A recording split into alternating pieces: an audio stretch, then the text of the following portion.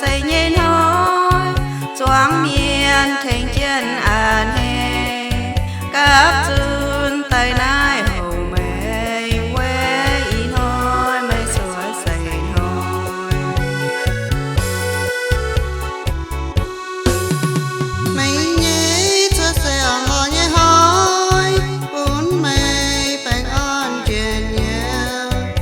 chọn chim chọn nhá nhờ chiều yeah mấy nhé cho xây nhé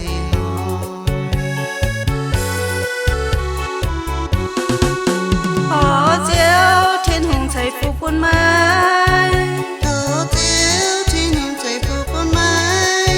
bốn mây hành ngoan thủ yêm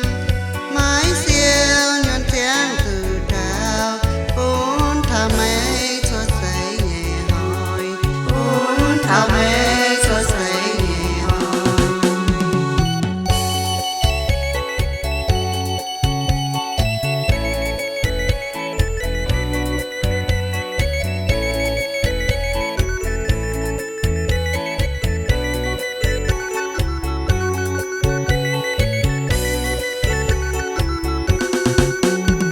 ý hỏi xây mây cho xây nhẹ hỏi choáng nhiên thành kiên an hay các duyên tai nai hầu mây quấy hỏi mây cho xây hỏi